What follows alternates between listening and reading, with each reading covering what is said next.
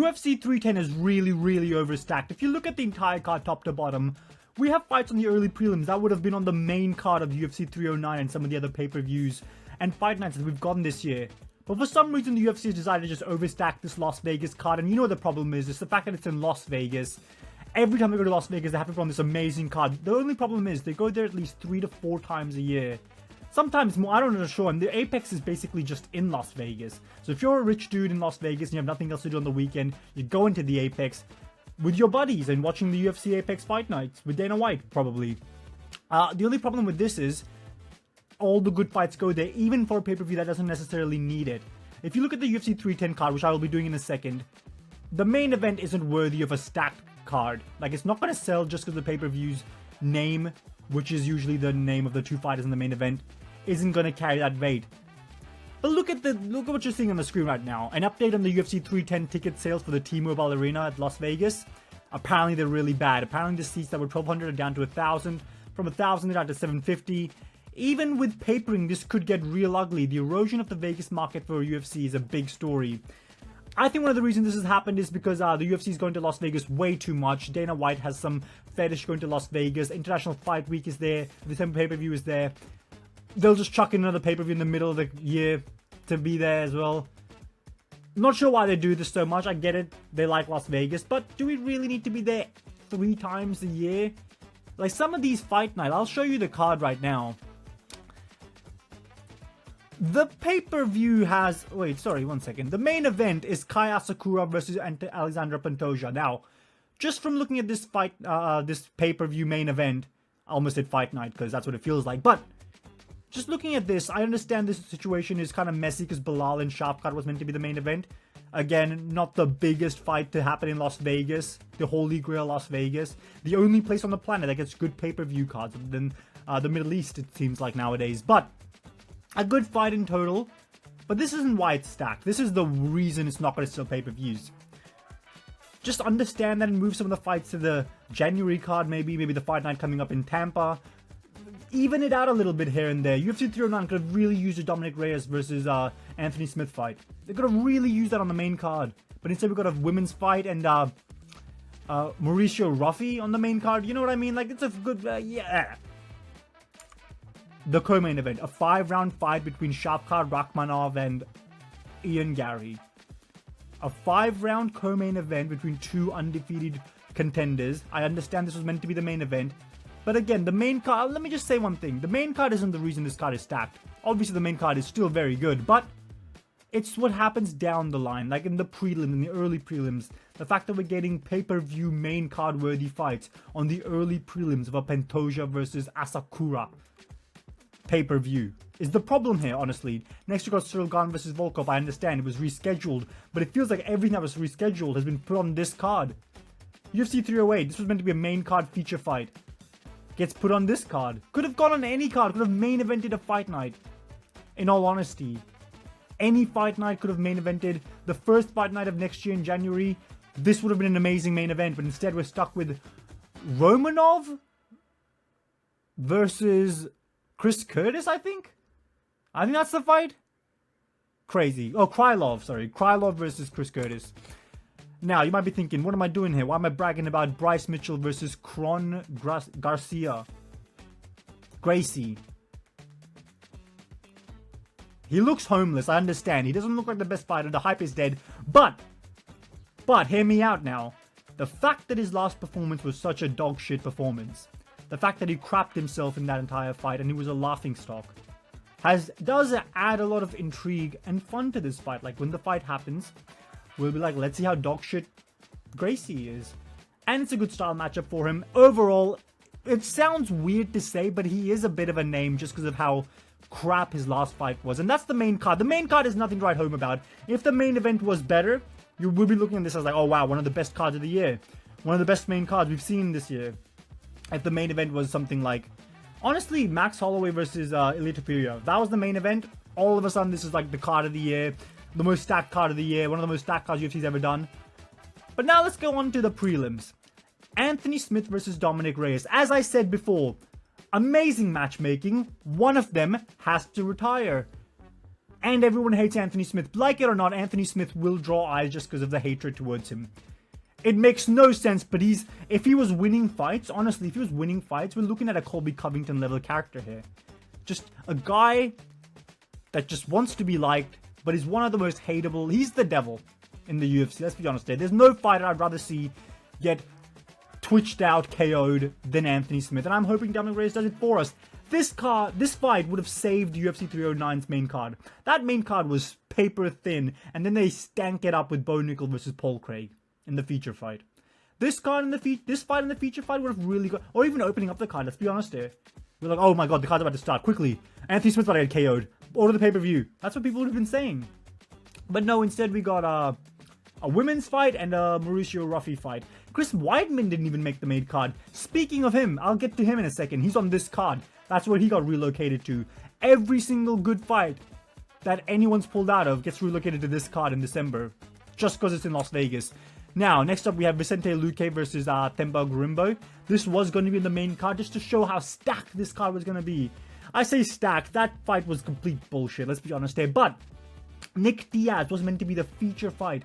Or maybe even open. I don't know where he was on the card, to be honest. It was a 3-round fight. But he was going to be on the main card of this pay-per-view. But instead, Vicente Luque has now been pushed down to the prelims. Vicente Luque, a ranked contender in the welterweight division. This fight could have easily been the co-main event of UFC Tampa. If they moved it to UFC Tampa, I understand Vicente Luque is training to fight at this card. I get it. But UFC Tampa's co-main, in case one of them fall out, Buckley or Colby Covington, makes all the sense in the world. Colby has called out Gorimbo.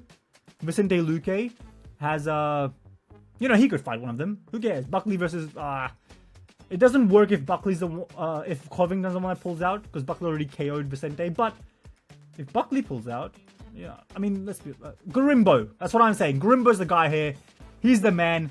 Makes no logical sense why this fight stayed on the card just to be on the prelims. These rich people, they're not coming in early to check out the early prelims. No matter who's there. They're not coming in early being like, oh, I can't wait to watch Themba Gorimbo fight. We as fans watching fight nights, we would be like, oh my god, a feature fight with Themba Gorimbo versus Vicente Luque? That's madness. Madness we're getting this on a fight night. Because God knows we ain't getting much else. We're getting some old has-been washed retired fighters on the UFC Tampa main card. I swear to God, I saw Cobb Swanson on there. And Clay Guida. And that was like the big names, you know? Oh, they've really stacked this one. 10 years too late, let's be honest. Moving on, I spent a bit of time on that one. Brian Battle versus Randy Brown. I can't believe this fight is not going to get the love that it deserved, in all honesty. Because look at this fight. After Brian Battle does that call out in France, and Randy Brown, just a proven fun fighter, like the next step up for Brian Battle. And everyone likes Brian Battle. It's a fun, exciting fighter. Co-main event of UFC Tampa. Easily. I bet you it's better. I swear they have a women's fight. Don't they have a women's fight on the co-main event of UFC Tampa?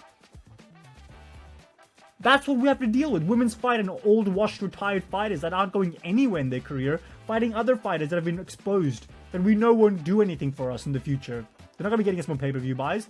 But someone like Brian Battle, who could make something of his career, is stuck on the prelims of UFC 310. Just because it's in Las Vegas. And why stack this? And even despite all of this, the ticket sales are garbage. Because these rich folks are only there for the main event. They're only there for the main card. They don't care about the prelims. They've stacked this to bits. Unbelievable. The early prelims. The fight that'll be fought in front of an empty arena. In a cage. Chris Weidman and Eric Anders got moved from UFC 309's normal prelims, should have been on the main card, to the early prelims of UFC 310. Again, I ask, UFC Tampa, January fight night, January pay-per-view? They're right around the corner. And now it's happening at catchweight. It would make more sense if you just gave Anders some time to, make the weight properly and then delay it by a month or two. A month and a half, not even 2. And then we get like a fun fight night with a good co-main event or a fun pay-per-view with a nice opener to the card. But instead we get the early prelims of Chris Weidman and Eric Anders, which no one's going to be watching. No one's going to talk about it. No one cares. But they don't really care about the main event. But you know what I mean though. This is the last fight. Again, this is... hear me out. It's Michael Chiesa. Fuck Michael Chiesa. Versus Max Griffin. fuck Max Griffin. No one cares about these two old fucks. But to have them on the early prelims is absolutely insane. Michael Chiesa just beat Tony Ferguson on the main card of a really big fight night. So he's got a little bit of eyes on him. You could always feed him to like a young up-and-comer, but instead we get a Legends fight between Max Griffin. Legends is used very loosely in this term. We get a Legends fight between Max Griffin and Michael Chiesa? Why? Who cares? Who gives a shit about Michael Chiesa and who gives a shit about Max Griffin? Nobody, that's who. But the UFC has forced this into the early prelims. It is a good fight. It isn't someone of name value. And once again, I ask you, is this not better than Cub Swanson versus Billy Quarantillo? I get it. It's going to be a fun fight, okay? Don't come after me. I understand how high level that fight is. An old man versus a... Honestly, Billy Quarantillo, let's be honest here, in his career will probably go down as a blip on the radar of the UFC's history. Like, he's a fun fighter, but he's very much like Shane Burgos. Even though Shane Burgos was way better than he is. So, even in that example, like, who cares? Clay Guida? Chase Hooper? I mean, Chase Hooper's a fun dude, but these guys are not going to be champion. And these old veterans, get them out of the sport. I hope they get destroyed, by the way. I like Cub Swanson, but Cub Swanson, come on, man. Like, you know what I mean? How much more money you need? And Clay Guida, you're trolling at this point, my guy. You ain't training to win anymore. You're just training to survive, I swear to God.